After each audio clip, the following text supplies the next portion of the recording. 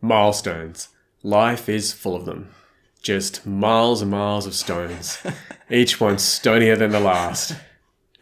While it may be nice to reach them, there can be drawbacks to focusing on them too much. In this video, we'll share some ideas on how strict adherence to reaching milestones can be detrimental to a person's development. Riki, what's going on? I agree that the world is full of milestones, and it's a good thing sometimes. Yeah, absolutely. Yeah, it's nice to know, especially when you're driving in the car and you go, 10 kilometres until we get to wherever we're going. Mm-hmm. It's a nice way to mark the passage. Yes. Yeah, so I think the trouble starts when we, as adults, put markers in place for children and has set milestones for them at our pace.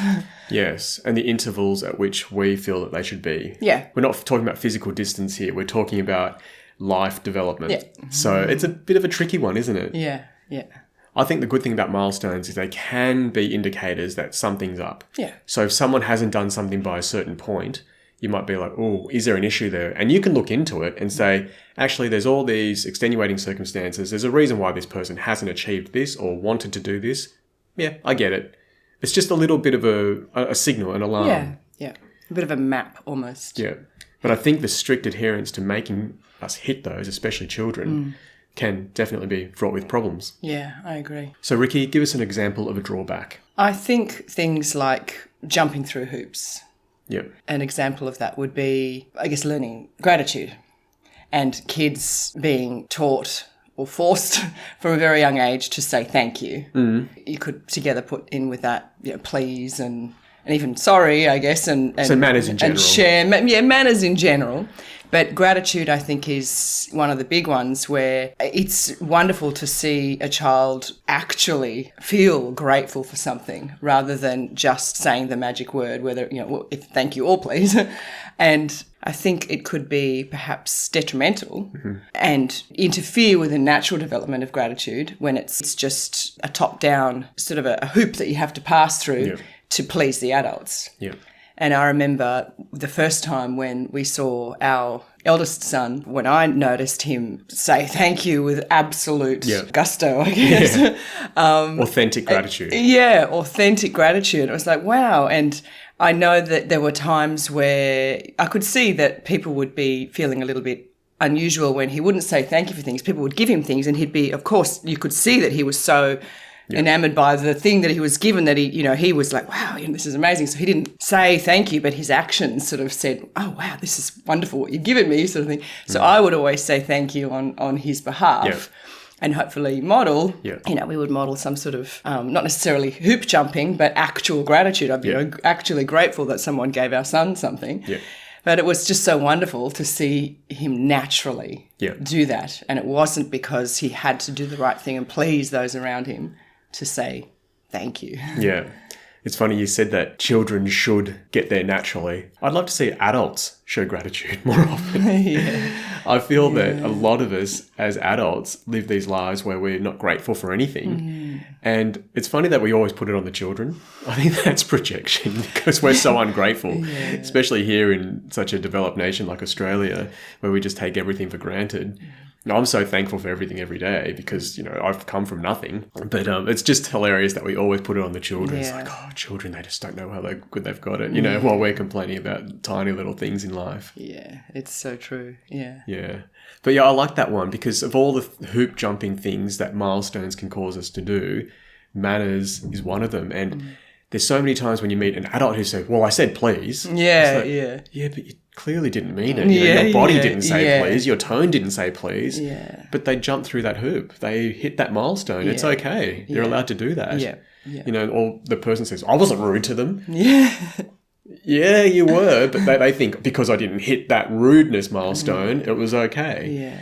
So, I think it kind of causes you to live life inside out, doesn't it? Yeah, yeah. Yeah, I like that one. What about you, Kiwi? Something that came to mind is that you can miss the positives, the strengths and the gains that a person has made because you're so fixated on one milestone. And this is a personal one for me because I've been in that place where I've not seen a strength in our children because I saw a deficit somewhere else and I was more focused on the deficit than the strength. So this is a huge problem. I'm talking personally here. So, I'm not going out telling the internet that, you better do this. This is me saying, hey, I've got a problem here. Our kids have certain interests. Our eldest son is really into waste management. Our younger son's really into video gaming. He wants to be a pro esports player. Our eldest son, his path is already set in stone. He's going to work in the waste management industry. He's got a one-track mind, okay? That's the kind of kid he is. And this has meant that other areas of their lives have been, for want of a better word, neglected.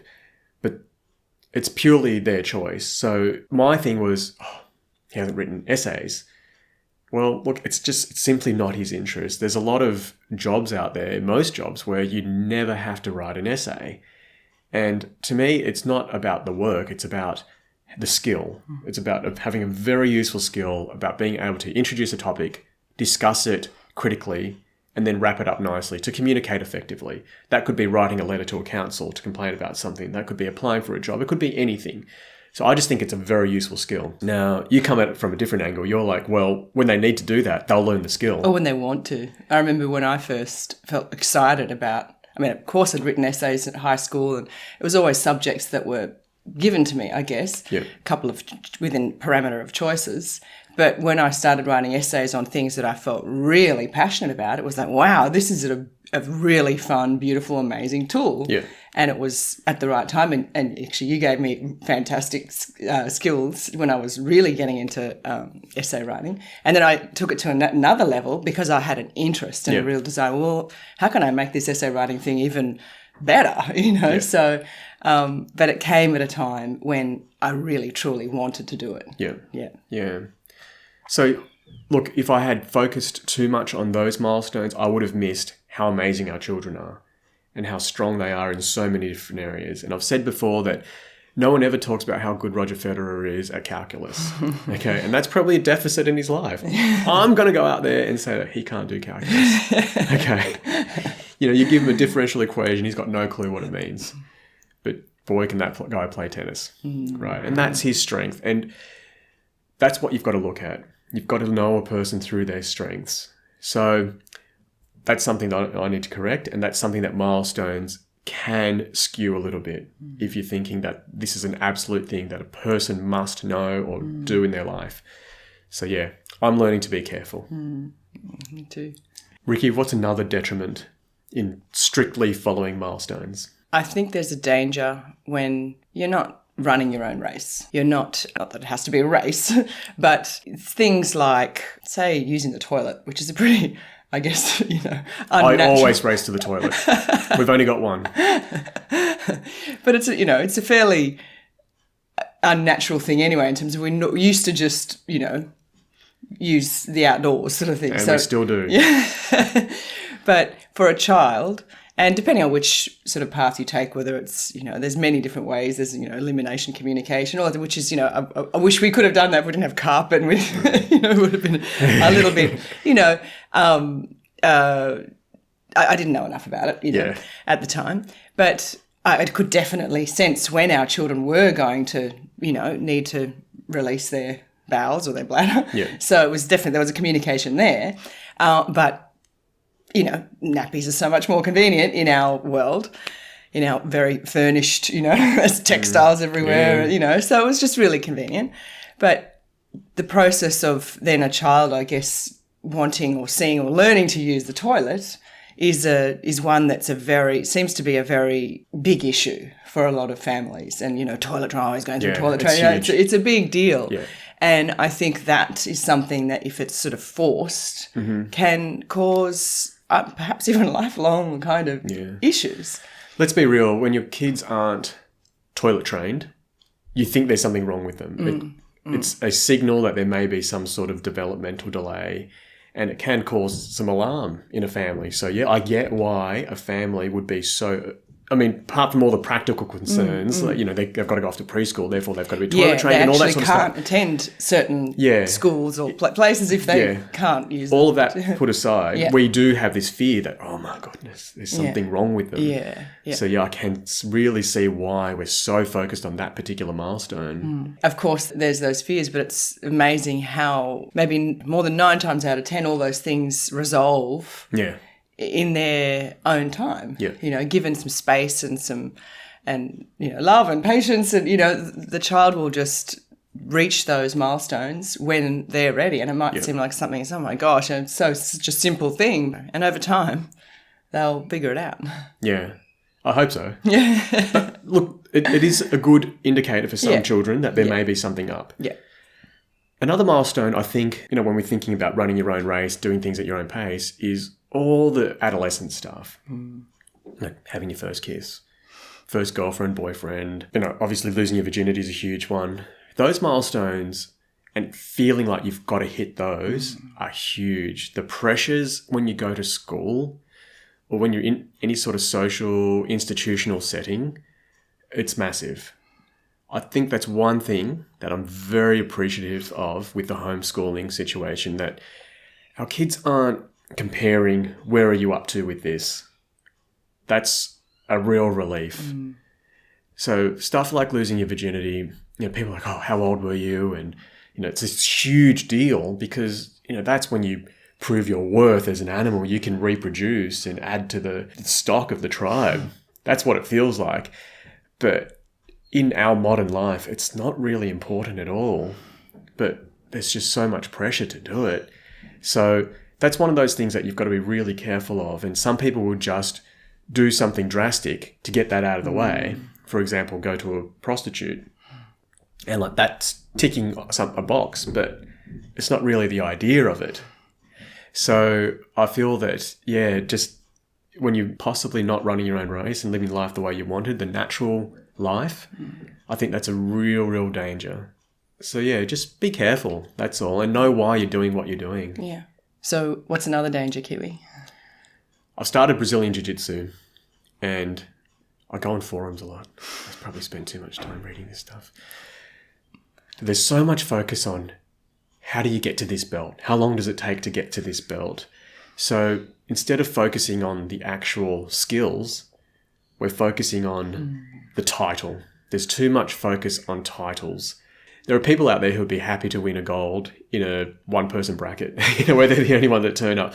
There's a term that really offends me, and I think it should be banned. I'm a free speech advocate, but I will ban this if I ever get any power. It's just so I can say I did it. That kills me. When you meet people who say, now I can say I did it. It's like, to who? Like, how is it so important that you want to go and tell everyone that you did this?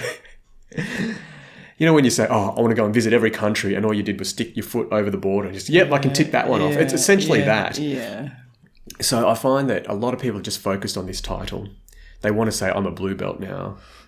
Who cares if you're getting your ass whooped by a white belt? It doesn't matter what belt you are. Just focus on skills. Don't worry about titles.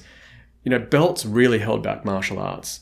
I feel that martial artists are just so unrealistic. They're so naive. They think once you get to this level, it means you're better than these people. Whereas in a sport, say like tennis, you'd say that Roger Federer is a 10th degree black belt in tennis, but he doesn't think that he's going to beat a 20-year-old who's a pro on the tour right now. It doesn't matter what belt you've got. We're talking about real life here, things like athleticism and health and youth.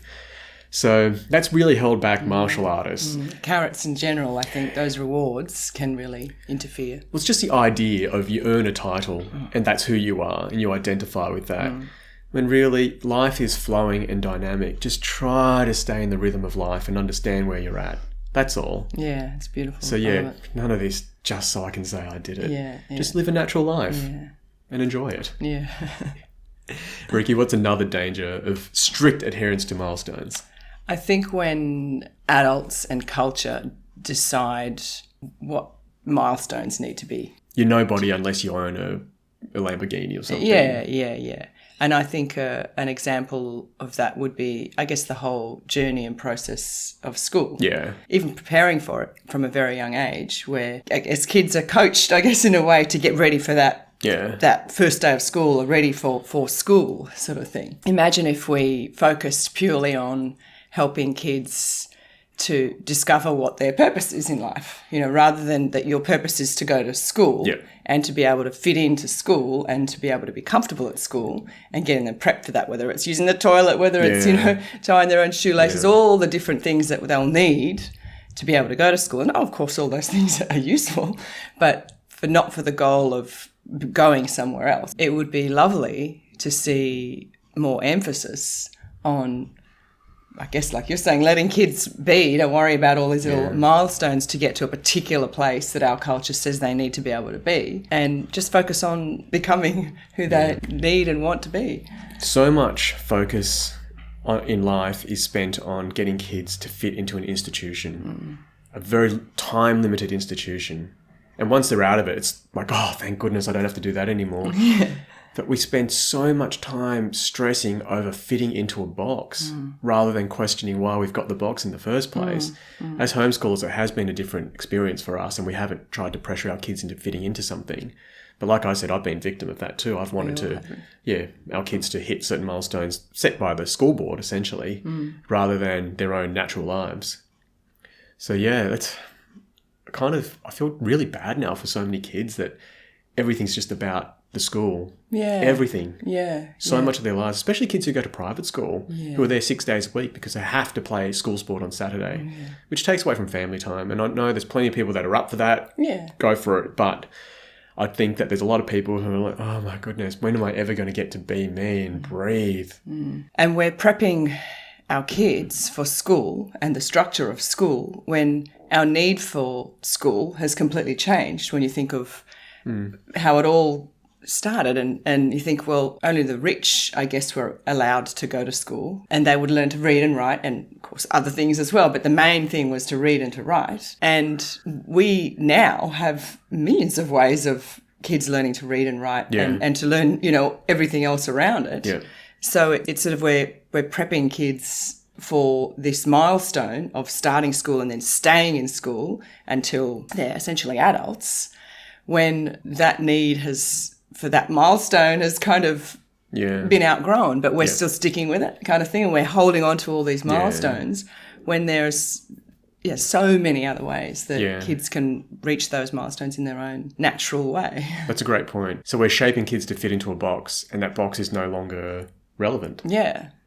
Pretty much everyone has access. I mean, even, junk mail catalogues in the past, only the people who are wealthy could have books. Yeah, books were rare and expensive. Very expensive. So now reading material is everywhere. And we've got the opportunity for children to reach those milestones very, very quickly, And perhaps in time we'll let go of some of those milestones. Yeah. So give us one last issue you've thought about, Kiwi. Sometimes in life, you just need luck. Now, when I use the word luck, I don't want people thinking, oh, it's not all luck, you've got to put in hard work. Sure. There are people who've put in hard work and they were just born at the wrong time. You think of someone like Stuart McGill, who's a great leg spinner, who's born in the same era as Shane Warne. That's the worst luck you can get. In any other era, he would have been the GOAT. Yeah. But you're born at the same time as Warney. So you can't say he should have worked harder. There's nothing he could have done. Yeah. He was up against the GOAT. Yeah. And it's the same with just general stuff in life. You might say, oh, one of my friends got this. Yeah, but they were born into this circumstance. Or another person might say, oh, look at everyone else going out and having fun, and look at me, I'm sick in hospital. That's just downright awful luck. And I think it's terrible. And there's some of us who just have these setbacks in life. You've done nothing wrong. There's nothing you could have done differently. And you're not well enough to do something. Maybe you met the wrong person at the wrong time. Maybe you didn't meet the right person at the right time. And my personal life is in a great space, but I've never been arrogant enough to think everybody can do this, because you can't. I got lucky. I really believe that. And I'm grateful. So I practice gratitude, as we talked about. That's a milestone I hit. I realized that, wow, I'm so lucky. But it was just luck. That's all it was. I can't say that, I mean, we try to talk about things like karma and whatever. I don't believe in anything personally. I don't know what's going on behind the scenes, if there's anything pulling strings, but all I can say is I got lucky from my perspective. So I'm not going to go around telling other people, hey, if I can do this, if I can be happy, you can do it too. And we don't know what's around the corner. Yeah. Imagine having this heavenly eye where you can see down. It's one of these winding roads that goes around a cliff. And there's a couple on their honeymoon. Around the other side of the corner of the cliff is a truck careening out of control. In that moment, this couple, they're holding hands, driving a convertible or whatever, and they're the happiest that they can be. And they've got no idea that in a split second, a truck's going to hit them, and that's the end. And that's life. But yeah, I feel like don't be too hard on yourself, I guess is what I'm trying to say. There is an element of luck in life that none of us can ignore. Whether it's your YouTube blowing up even, some people just get lucky and the algorithm rewards them. Yeah. Great. And you know what? Good on them. In our case, it hasn't rewarded us. But our son, on the other hand. He's doing great. Yeah. But I think he recognises that it was luck. He did a niche that quite a lot of people didn't get success in. And for some reason or another, he got it. And the right people, I guess, shared it or liked it or whatever it was, a lucky sequence of events. And it's a good point. I can't imagine a Powerball winner going, well, if I can be a millionaire, anyone can. I won, you can win. No, it's just you got lucky. It's just how it is. So I feel like I've won Powerball many times over. So I don't expect anyone else to get that same sort of luck. And I don't expect my luck to repeat either in life. I'm just going to be the best person I can be. And then come what may. Yeah. That's all. Yeah. So look, the whole purpose of this episode was because we want to stick up for kids and we want to stick up for adults and we want people to know that, hey, don't let other people tell you what's important in life. Don't let other people tell you what life is. That's the weird thing about the human existence, that you have to make choices and that determines what life actually means. So our intent gives meaning to life. So what's the meaning of life? It's what you choose. I choose love. I choose connection. I choose sharing. Riki, you choose Pokemon. That's your choice. We're not here to judge each other. But when we set these milestones, we're telling someone this is what's important. And we're also telling them what you're believing in isn't important. So let's empower each other. Let's empower our kids. Yeah, where do you want to go? What marker do you want to reach? Set your own marker. Yeah. Anyway, what are your milestones in life? We'd love to hear them. Leave a comment down below. If you like this video, give us a thumbs up and consider subscribing if you haven't already. We'll see you in the next one. Thanks.